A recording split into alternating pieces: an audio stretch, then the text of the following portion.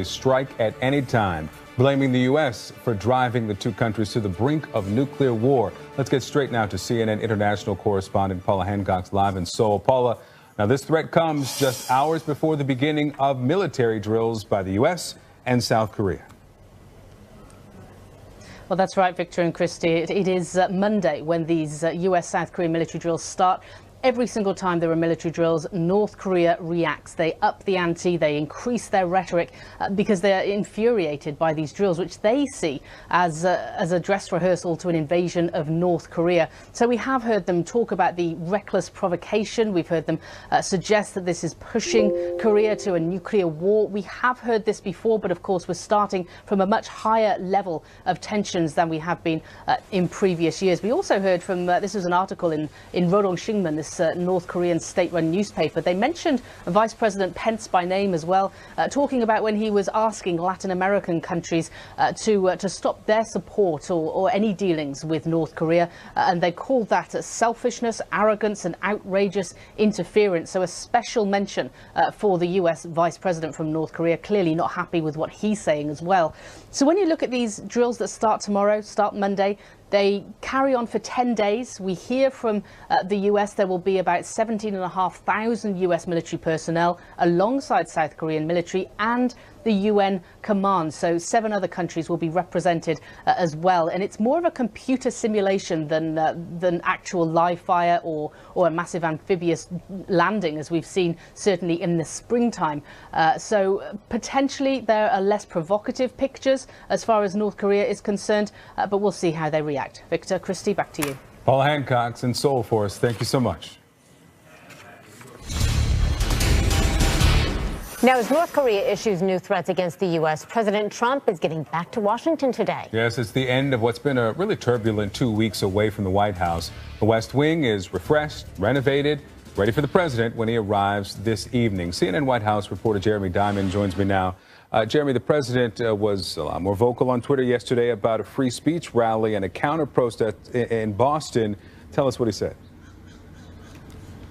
That's right. Well, you'll remember last week when the president said that he needed to wait for the facts, which is why he didn't immediately condemn white supremacists and neo-Nazis by name. But yesterday we saw something a little bit different take place as the president took to Twitter as the rally was still ongoing to go ahead and slam, quote, anti-police agitators on Twitter. That's despite the fact that the protests yesterday in Boston, many of them counter-protesting against a free speech rally that was protesting for the right for white supremacists and neo-Nazis to protest. Those protests were actually largely peaceful yesterday. Actually, an hour or so after the president tweeted that initial statement slamming anti-police agitators, it sounds like somebody got in his ear, perhaps, and the president took to Twitter to applaud the protesters. He tweeted, quote, "I want to applaud the many protesters in Boston who are speaking out against bigotry and hate. Our country will soon come together as one." The president also tweeted that he believes the country has been divided for decades and that perhaps sometimes protests may be necessary to help the country heal. All right, Jeremy Diamond, thank you so much. Lynn Sweet, Washington bureau chief of the Chicago Sun-Times, and Errol Lewis, CNN political commentator and political anchor for Spectrum News, both with us now. Thank you both for being here. Lynn, want to start with you. What's the first thing the president tackles when he gets back? Well, what's on his to-do list include getting ready for when Congress comes back to deal with tax reform, trying to see if he could rehabilitate some relations with the Republican senators who he alienated in this time, to see if he can get 50 votes to pass his legislation.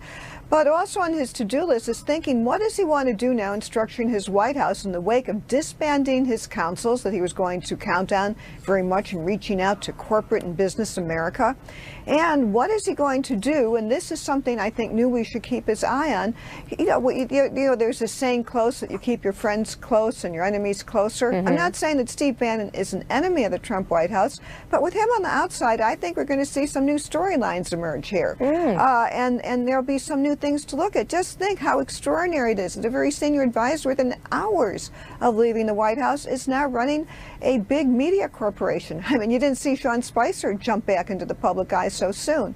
So I think that it may be a White House that is still struggling to be on the offensive instead of reacting to events, because as we know, in the last few days they haven't been able to push. But one other thing, when you ask what's on his to-do list, it's to see if he could get this infrastructure plan off the ground and running, and again, build support, the coalitions you need to get something done. Very good. I want to talk to you, Errol, about the nuclear, the North Korean nuclear threat that they're pushing out this morning. We know that these drills are an annual event. The U.S. and South Korea does this every year. Last year, so I wanted to look at what North Korea said last year about this. So the spokesman for North Korean military in 2016 last year said this: North Korea will turn the stronghold of provocation into a heap of ashes through Korean-style preemptive nuclear strike if the U.S. and South Korea show the slightest sign of aggression during the drill. The threats seem to be the same. The military exercises, they are an annual thing. The only difference here is that President Trump is in office. Is the unpredictability of that of concern? Well, yes, certainly. What has changed, in fact, is that we've now got an American president who is answering in kind the sort of bombastic, sort of comic book talk, the boasts and the empty threats and the ruin and raining down fire and all of this kind of stuff. So it certainly doesn't help. Some of the at the military level, some of the connections that were in place, however tentative, just to make sure that accidents don't escalate and turn into complete disaster, some of those connections need to be restored and, if anything, strengthened. So there's a little bit of concern there as well. And I guess finally, you know, on his way out the door, Steve Bannon gave an interview in which he made some remarkable statements on the record to Bob Kuttner about what is and is not possible with all of the saber rattling. So some of this, we've really got to get some clarity from this White House, and with all of those generals who are running around, including the new chief of staff for the White House, I'm hoping that we'll hear something that's clear and coherent that sort of takes us a step or two back towards safety, because nobody wants to hear the kind of talk that we're hearing from the American president and from the North Korean dictator while there are people in the field with real weapons and doing real drills. Yeah, well, we could hear something as early as Tuesday when the president's in Phoenix. And azcentral.com is reporting this morning that before he makes it to that rally in Phoenix, the president's actually stopping in Yuma at the Marine base there. What's interesting about this is that is right on the Mexican border. It plays right into his conversations about immigration. Lynn, what do you make of that strategic move? It's most likely strategic. I take it that this whole trip out west, this is the furthest west that Trump has gone since he's become president, I believe. And it is very rare for him to go west of the Mississippi.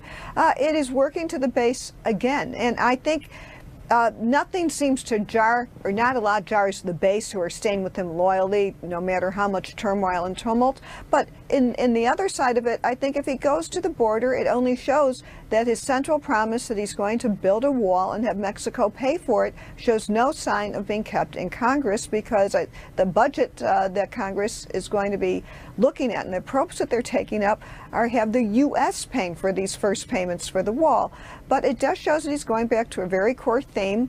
And the sense I have of this is that he wants to continue to play to the base at a time where he's also been stressing, he and Attorney General Jeff Sessions, stripping federal funding to cut crime in the so-called sanctuary cities. Okay, so Errol, this was written in azcentral.com by Lori Roberts. She said, in asking why he's coming to Phoenix, is he coming A, because he's in need of an adoring crowd to bolster his battered ego, B, to pardon ex-Maricopa County Sheriff Joe Arpaio, or C, to endorse a Republican candidate to run against Senator Jeff Flake? My money's on C, she says. What is your money on? I'd say all of the above, actually. He certainly does rely on those rallies to sort of present a public image, if only for a few minutes, or certainly for himself as well, of a president who's in command at least of his base. If he can't be the president of a unified country, he can certainly be the president of his base, and so he does that all the time.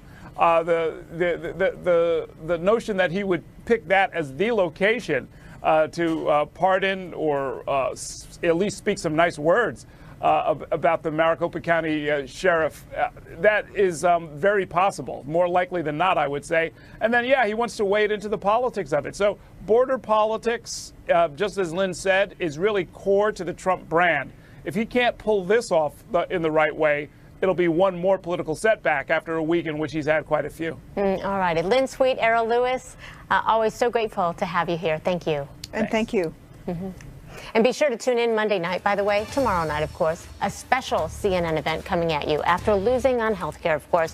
What will House Speaker Paul Ryan say as he faces his Wisconsin voters? Don't miss our live town hall. It's moderated by Jake Tapper. That's Monday night at 9 Eastern, only here on CNN. Well, some of the biggest charities in America are backing away from President Trump. The list of charities is now growing as part of this backlash to the president's comments about the violence in Charlottesville. We'll ask a former Trump campaign advisor if this can be stopped. Also, American planes carrying out spy missions just miles from North Korea. How U.S. troops are preparing for a possible nuclear attack. And it's the countdown to the total eclipse that will turn day into night. CNN's Miguel Marquez will join us with a look ahead of what to expect and exactly when.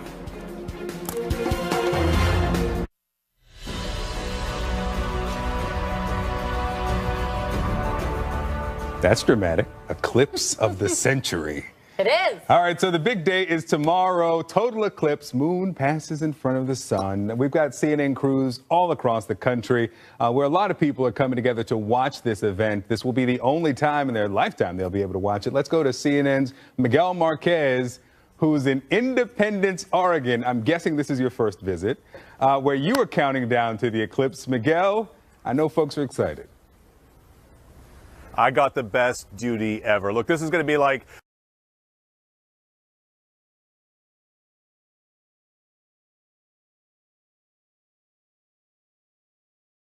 millions and millions of people pouring in to that path of totality. Countdown to total eclipse, coast to coast. This is the sun, and then this is the eclipse. And then this is the moon, and it goes directly at it and then makes it totally dark. In its path, I leave for work. An astronomical celebration from Oregon to South Carolina.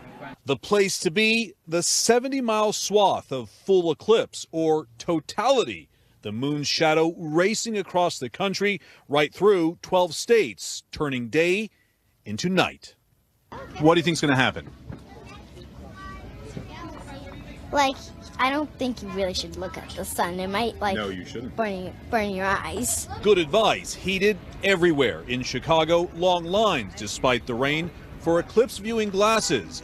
Eclipse traffic already heavy. We're hearing a lot of information about that traffic's going to be real heavy that day. We're going to be staying home. Cities and small towns along the path of totality preparing for massive crowds. You think you could literally double, triple, quadruple the size of this place overnight? Oh, yeah, very much so. And the people will be spread out through town. In Idaho, all hands on deck for massive crowds across the country. Friends staying with friends, families coming together, millions on the move, even camping out for this once-in-a-lifetime happening. You've been planning this trip for how long?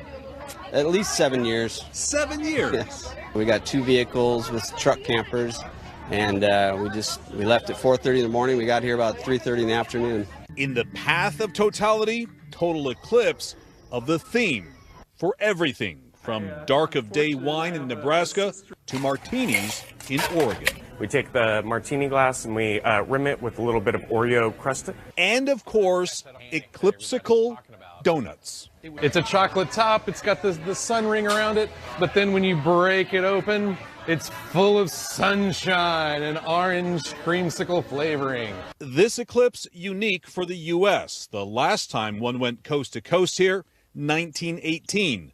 Woodrow Wilson was president and the First World War was nearing its end.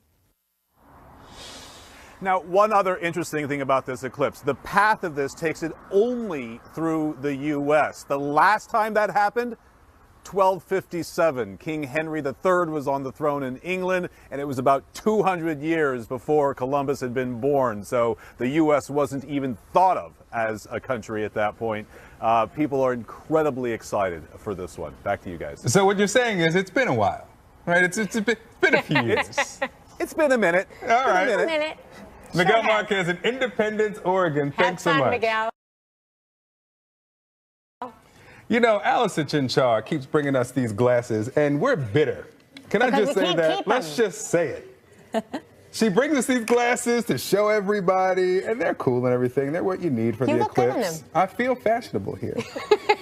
However, we have to give them back after every shot. And when I say give them back, we had these last hour. Yeah. We had to return them before receiving them again for this shot, and now we've got to give them back immediately after. Yeah, she's got her guard. They're under, you know, the sad part is it probably costs like $2 to make, but we have them under lock and key because so many people, a lot of places have run out, so many people are now asking. I think in the last 24 hours, guys, I've had at least a dozen people ask me if those could go missing, the ones that the Weather Department are using. Because yes, this is a big event. Everybody wants to see this, but a very select few will be able to. And again, that's going to start in Oregon around 1:15 Eastern time, okay? So you have to change your time zone for this. It'll eventually hit, say, around Kansas City at about 2 o'clock Eastern time, and then eventually cross just past Charleston, South Carolina, just shortly before 3 o'clock in the afternoon. But the ultimate question that everybody wants to know is, what is the weather going to be like? Because if you have rain, if you have clouds, you're not really going to get the best view for that eclipse. So here's what we have. Out to the west, states like Oregon, Idaho, even into Wyoming, rain is not really going to be a factor. However, especially in Oregon, you may have some haze from some of the wildfire smoke that's out there. Now, technically, that's not necessarily going to ruin your eclipse viewing. If anything, it may actually kind of change the coloring a little bit, maybe to a bit more of a red or an orange hue because of the smoke and haze's effect on that coloring. Now, when you move a little bit further east, that changes entirely. We have not just some rain chances in the forecast for places like Kansas City and Des Moines and Lincoln, but also severe weather. We're talking damaging winds, the potential even for an isolated tornado or two, and large hail. So if you're in those regions, make sure you also have your weather alerts ready if you need to pack up the camping equipment and get to a safe place. Further down to the south and east, places like Columbia, South Carolina, Charleston, South Carolina,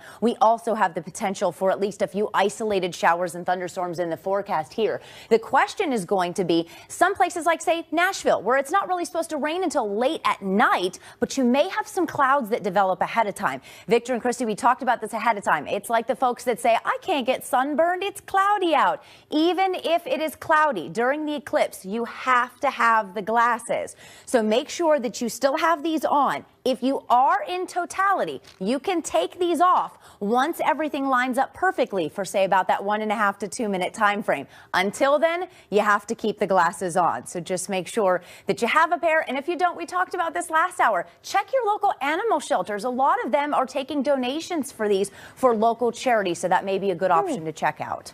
You know who's got the best view are going to be the people out on boats on the coast. They don't have to worry about traffic.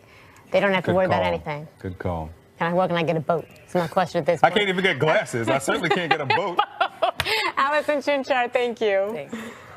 All right, let's turn to a serious story here. North Korea issuing another nuclear threat. American troops are preparing for any possibility. CNN goes inside the U.S. Air Base in South Korea where pilots say they're ready. Also, another charity has pulled the plug on an event at the President's Florida resort. We'll tell you what that means.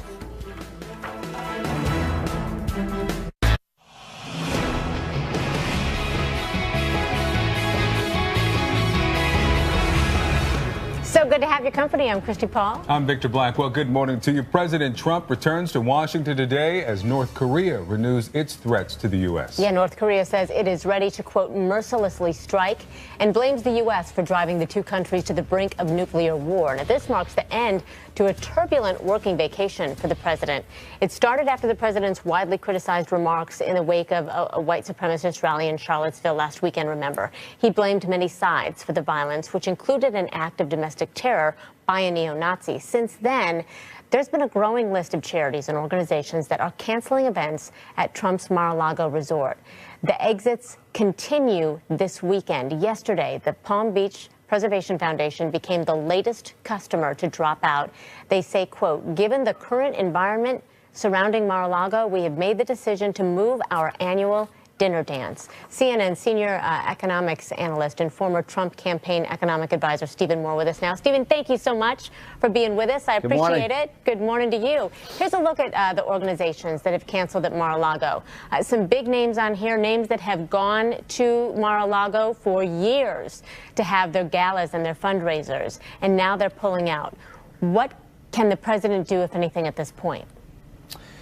Well, the good news is that the economy is absolutely booming right now, and that's what this election was mostly about. And if you look at the latest forecast for what GDP growth is going to be in the third quarter, we're halfway through that. We're up to 3.8%. So the core of Trump's mission, which was to get America working again and to get growth up, he's certainly accomplishing big league, as he would say.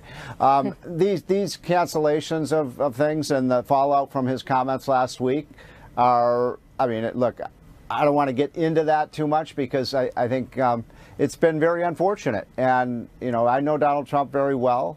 I know his supporters very well. They are not racist. He made some unfortunate comments that I think were taken a little bit out of context, but I think this will pass. Well, here's what has to be tackled here. We know that health care did not pass. This Right. Council on Manufacturing Jobs, that was dissolved after that mass exodus of business titans. And those titans were people, I think, that the general public looked at and thought, these are his people. These are the people that Trump associates with, that he relates to, and they all broke away from him. What does this mean then for the president's economic plan, for tax reform, for jobs, for infrastructure? Great question. First of all, let me just correct you on one thing. These business leaders, a lot of them actually, the problem was they weren't his people. In fact, I had warned Donald Trump and the White House that I thought they were making a mistake in putting a lot of these business CEOs on these councils who were never for Trump in the first place. In fact, many of them actively opposed him.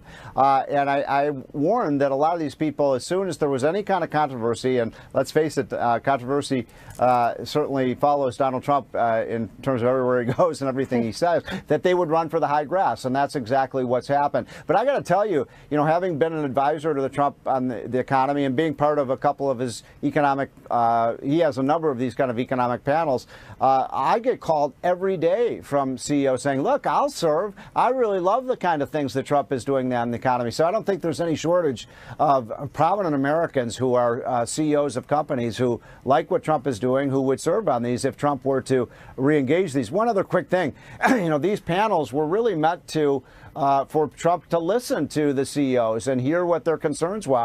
How do you create jobs? What are the impediments to growing your businesses? And so they were more about listening than him dictating to these CEOs what he was going to do. In terms of tax reform, I'll just say this. I think Trump has to get this done. I really do. I think after striking out on health care, there's an imperative that the tax reform get done this year. It may be a scaled back measure that basically cuts the tax rates for families and businesses. But, I think a lot of the anticipation of this tax cut happening, which I believe will be very good for the economy, a lot of that is built into the stock market right now. We've seen record high on the stock markets. A lot of that is in anticipation of these tax cuts coming. So if you don't get the tax cut done, you may actually get a sell-off in stocks. Well, let me ask you this, because there's one other thing looming come September, October. Several deadline-driven issues, obviously, but one must pass is the country's debt ceiling. You got it. How does he tackle that? Boy, that's going to be brutal. It always is. I've lived through a lot of these debt ceilings. I've been in this business on budget policy for 30 years. I will tell you they are going to get a debt ceiling passed. How they're going to do it, I don't think anybody knows right now, because one question is, well, will Democrats in Congress vote for a debt ceiling increase? A lot of them, scolded Republicans for voting against debt ceilings when Barack Obama was president. Let's see if Democrats now step up and vote for a debt ceiling. But how you put 218 votes together in the House and 51 in the Senate to get a debt ceiling passed, it's a very difficult thing, because I got to tell you, nobody in Congress likes to vote to raise the debt ceiling. It's not a good vote. No doubt. Stephen Moore, it's been so good to have your voice here. Thank you. Thank you. All right, tens of thousands of feet above South Korea, American pilots say they are ready for North Korea. Next, we're going inside the U.S. air base just miles from the DMZ, where troops are prepared. Breaking news on the Barcelona attacks. Police now say the remains of 2 bodies of people have been found, and at least 120 gas canisters were inside that house that exploded on Wednesday in Alcanar. Authorities say explosives were being made in the house to be used in more terror attacks. And as North Korea threatens the U.S. with a, quote, merciless strike, that's our latest this morning, American troops in the region say, listen, they're busier than ever watching for possible threats. CNN international correspondent Alexander Field traveled to Osan Air Base in South Korea, where pilots tell her they are ready to fight at a moment's notice. Sun Tower, good afternoon. On A37 right, one estimated 080 at 3, clear for takeoff, change your departure, have a safe flight. At Osan Air Base, a U.S. air base in South Korea, they are watching. We're up there, we are keeping eyes and ears on North Korea. And they are waiting. So I can start to cue missiles, I can cue radars, I can cue targeting pod. Traps on 1 traffic is now off your right wing, 3 miles. The control tower coordinates a few dozen military flights a day, sending these spy planes, dubbed Dragon Lady, up over the Korean peninsula. We're busier here than we've been probably in the last 10 years. We're very busy.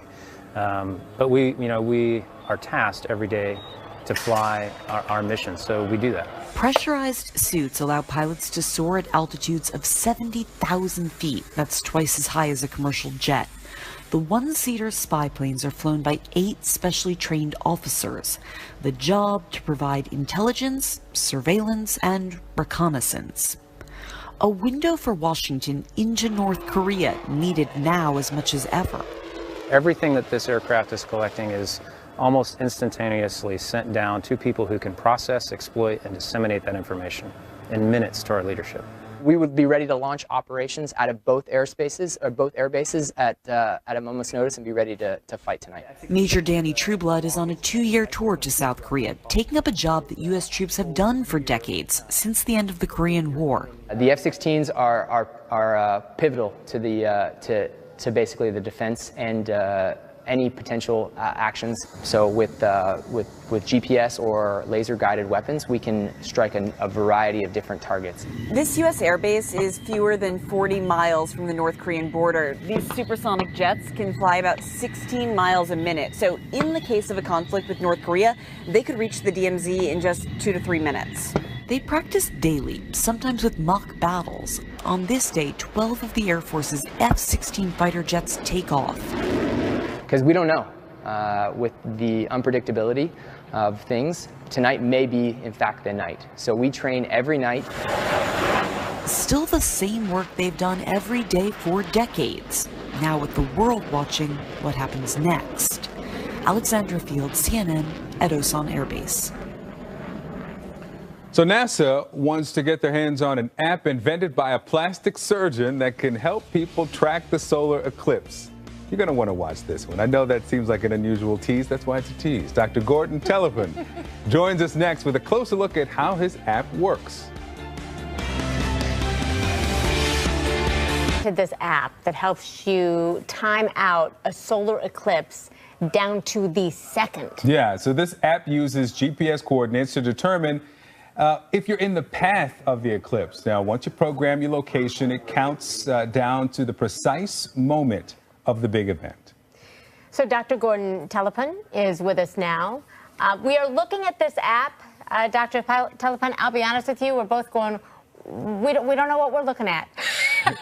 Help us in layman's terms understand what this app does and how it works. Sure. Good morning, everybody. Morning. So it's very simple. Mobile devices are extremely sophisticated with their ability to geolocate and get your coordinates, like for using navigation programs and things like that. So my app takes that technology just to do your location, and then in the app itself has the formula for calculating the contact times for the eclipse. So once your phone knows your location, the app can calculate the exact contact times for first contact, second contact, third, and fourth contact, and then it will audibly give you announcements to tell you when those events are going to happen. So it's actually quite simple for the first-time observer. They tap one button to have their phone locate.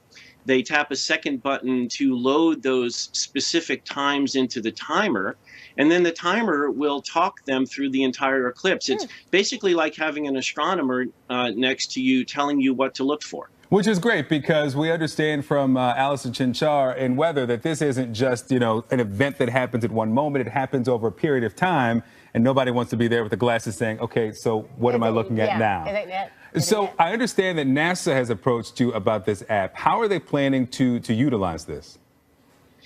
Yeah, that's an interesting story. I'm very fortunate because I love following the NASA program, and I live next to Marshall Space Flight Center in Alabama. So I have, through time, been able to meet a lot of the NASA scientists, including the solar scientists, because I went to my first eclipse in 2001, and I've had contact with them.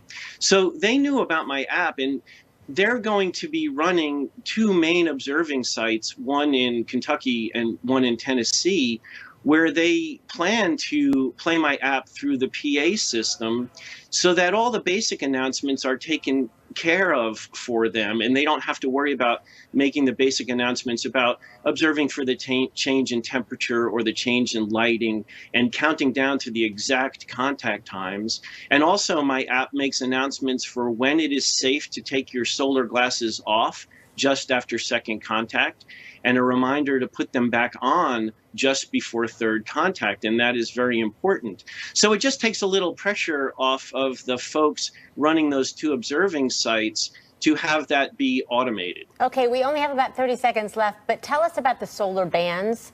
What are they?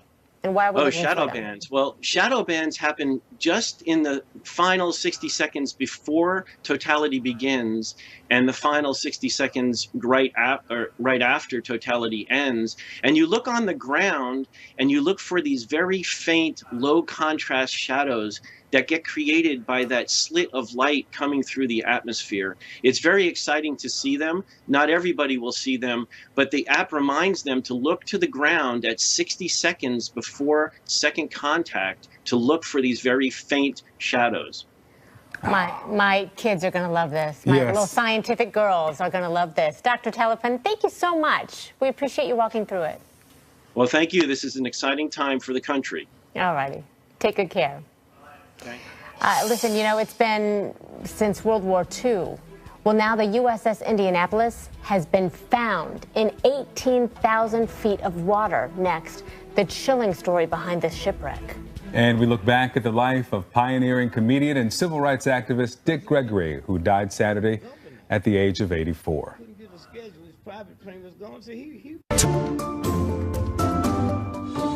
So if you feel a little stressed, Tai Chi is known for its gentle, therapeutic movements. Could help. Absolutely. Here's this week's Staying Well. Right foot out as you block. Tai Chi is a moving meditation that allows us to move more smoothly in life. Strengthen your root. It takes the principles that we've observed in nature and uses it as a martial art. Ward off. I used to be really high energy, high strung all the time. Tai Chi definitely helps with, just keeping me centered. First, it does seem a little difficult to slow yourself down, but once you do, I just feel everything just kind of release. Tai Chi is a great way to disconnect from all of the stimuli that's coming at us. I visualize pushing all the stress out. I do use Tai Chi as a form of physical fitness because each movement uses almost every muscle. Everything's engaged, but not stressed. Breathe out. Because it's practiced slowly, a lot of people have discovered the healing benefits. Step